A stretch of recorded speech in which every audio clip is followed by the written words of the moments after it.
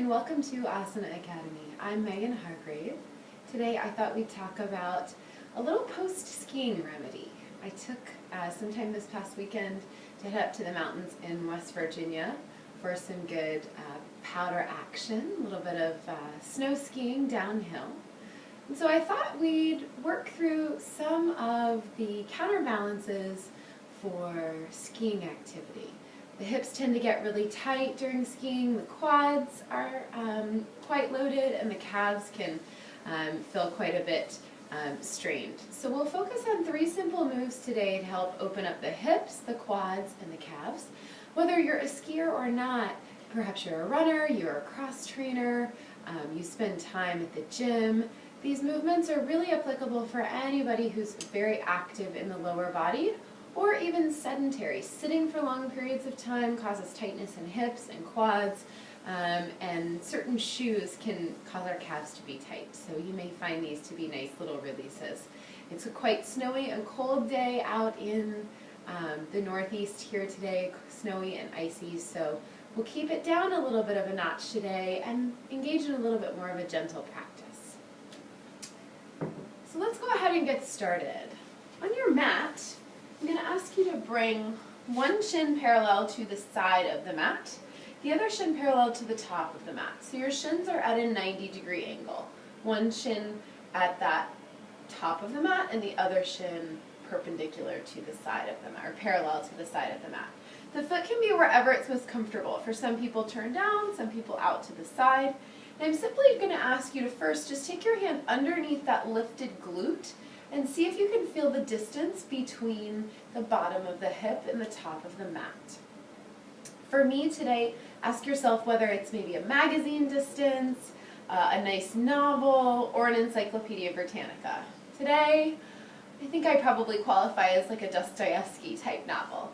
So that gives us a little bit of a measurement to see before and after the movement how movement has helped to open our hips up. So I'm going to invite you to take your hand to your hip. On your inhale, I'm going to have you roll the hip forward and up. So the glute is going to lift further off the ground, and the distance between the ground and the glute is going to lift. As you exhale, I'm going to have you draw the hip down and back, and the distance between the ground and your glute muscle will decrease. So inhale, take it forward and up. Just let the shoulders and the upper body move with the hip. Exhale, down and back. Just let this natural movement cascade through. Inhaling, moving forward and up. Exhaling, drawing down and back. I'm doing this a few more times, noticing as that right hip begins to move through its range of movement, how it begins to feel, where you notice areas of stretch, tension, as you're moving throughout. Just taking one more range here. Good. So go ahead and take the hand back down. Take the hand back underneath that glute.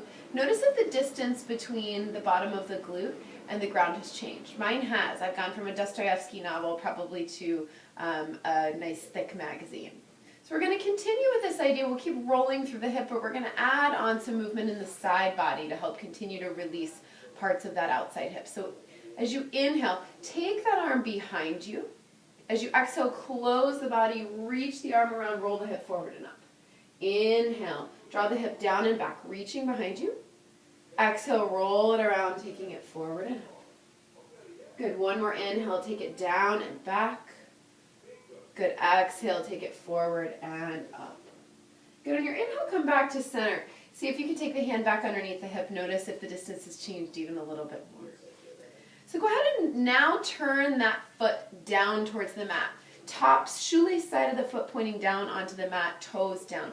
If this is uncomfortable on the knee, I invite you to take a different shape. But for today, we're going to work on stretching that quad out. So the shoelace side of the foot will be pressing down into the mat. You'll take the hands behind you.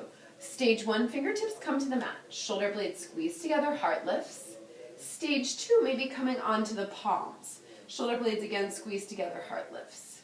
Stage 3 may be bending into the elbows. Stage 4 may be coming onto your forearms. That's not accessible to me in my practice today. I'm quite tight from skiing. You know you've gone too far when the knee starts to pop off the mat. So you want to keep that knee firmly grounded. For me today, this feels really good right here. So I'm just going to breathe for a few minutes here, feeling the stretch in the top of the quad.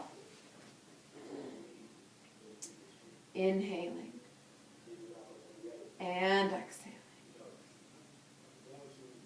On your inhale, you begin to walk yourself back up the way that you came in, mindfully keeping the low back and low spine nice and long.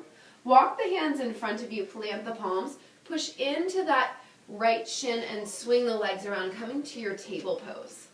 Take the right leg behind you, press the toes into the mat, and press the hands into the mat. Shoulders stacking over the wrists, and that left hip stacking over the left knee.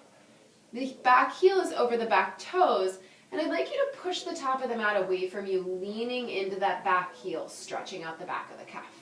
You can choose to just stay here, or maybe use the ball of the back foot as a motor to help stretch and extend through the calf. The idea here is to release the back of that calf muscle. So taking just 2 more rounds here. Last one. And dropping both knees to the earth. Seat to the heels, come to your child's pose. Noticing how one side of the body feels versus the other, having worked through the right hip, the right quad, and the right calf. You can repeat this sequence on the other side of the body to help balance the body out, but I encourage you to check in with a child's pose in between both sides of the body so you can begin to feel how just a few simple movements help to open up the hips, the quad, and the calf. And with that, I'll wish you happy stretching, an easy day full of ease in the physical body, the mental body, and the spirit body. I'm Meghan Hargrave. We'll see you next time on the mat for another edition of Asana Academy. Namaste.